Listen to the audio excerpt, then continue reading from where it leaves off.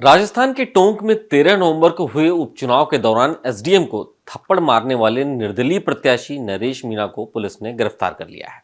भारी police force के साथ देवली उनियाल के टोंक के एसपी ने नरेश मीणा को धरने से उठाकर गिरफ्तार कर लिया है। इस दौरान नरेश मीणा सरेंडर करने से मना करते रहे, लेकिन उनका कहना था कि जब तक उनकी शर्तें नहीं मानी जाती तब तक वो सरेंडर नहीं करेंगे। इसके बावजूद राजस्थान पुलिस ने उनकी एक ना सुनी और मीडिया के सामने ही उन्हें गिरफ्तार कर लिया। वहीं राजस्थान के देवली उनियारा क्षेत्र के नरेश मीणा की गिरफ्तारी के बाद से उनके समर्थकों ने फिर से बवाल शुरू कर दिया।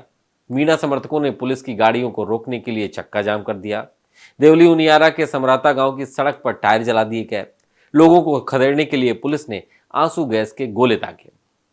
इसके जवाब में उपद्रवियों ने भी पुलिस पर हल्का पथराव किया। अब ये सब राजस्थान में क्यों हो रहा है, ये एक बड़ा सवाल है।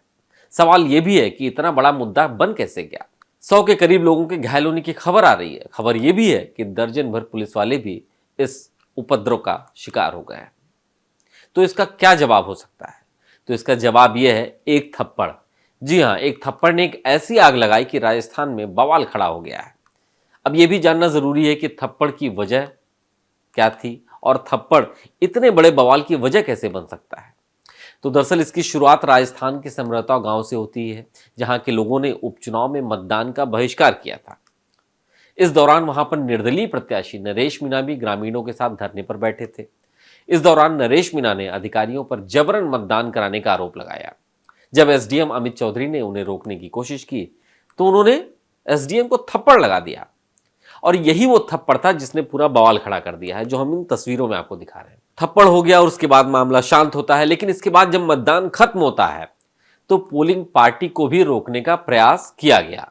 यानी मीणा और उनके समर्थकों ने मतदान खत्म होने के बाद उस क्षेत्र से जब पोलिंग पार्टी जा रही थी तो उनको रोकने का भी प्रयास किया, और उनका आरोप था कि फर्जी पोलिंग कराई गई है, फर्जी वोटिंग कराई गई है। इसके साथ ही गुस्साए लोगों ने एसपी विकास सांगवान की गाड़ी भी तोड़ दी। इन सब के बीच में रात लगभग 9:30 बजे नरेश मीणा को हिरासत में ले लिया गया, क्योंकि उनकी वजह से मामला बिगड़ रहा था। इसकी जानकारी मिलते ही मीणा के समर्थक भड़क गए। इसके बाद सैकड़ों की तादाद में ग्रामीणों ने पुलिस को घेर लिया और मीणा को छुड़ा करके ले चले गए। इस दुस्साहसी घटना के बाद गुरुवार 14 नवंबर की शुरुआत में सुबह सुबह 9:30 बजे नरेश मीणा अचानक समरौता गांव पहुंचते हैं और पुलिस पर मारपीट का आरोप लगाते हैं। इसके बाद नरेश को पुलिस ने वहीं से गिरफ्तार कर लिया। गिरफ्तार होने से पहले नरेश मीणा ने एसडीएम पर आरोप लगाते हुए कहा कि गांव के लोग वोटिंग का बहिष्कार कर रहे थे, लेकिन एसडीएम बीजेपी कैंडिडेट को जिताने के लिए वहां पर फर्जी वोटिंग करा रहे थे।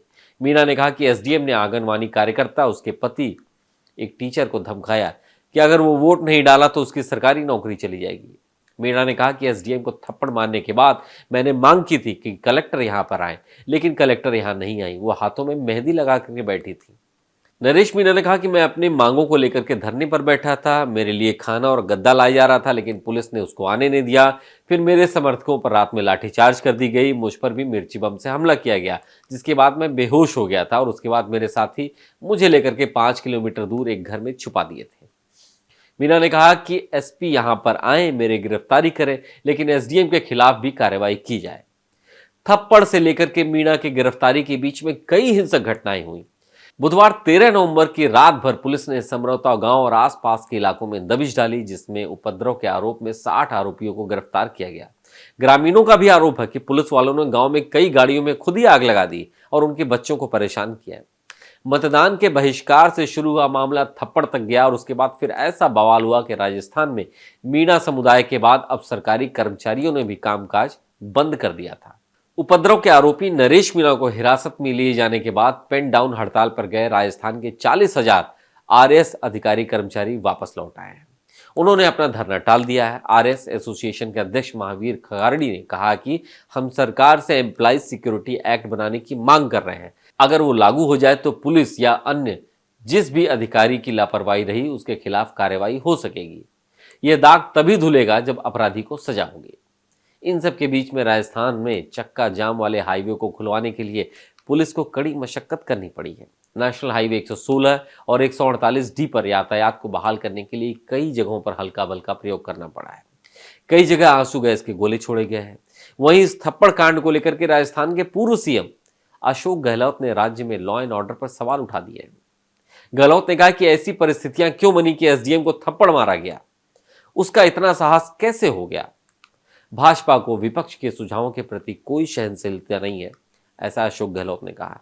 मीणा समुदाय इस मामले को लेकर के बहुत संवेदनशील है, इसलिए भजनलाल सरकार भी फूंक फूंक करके कदम उठा रही है।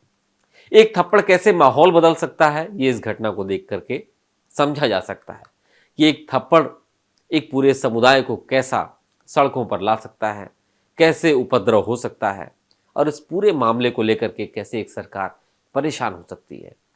इस थप्पड़ कांड ने राजस्थान में कई नई चीजों को जन्म दे दिया है और सरकार को उस पर अब विचार करना पड़ेगा। तो आज के बिग न्यूज में सिर्फ इतना ही। ऐसे ही और दिन की बड़ी खबरों को पाने के लिए आप देखते रहिए डेली लाइफ।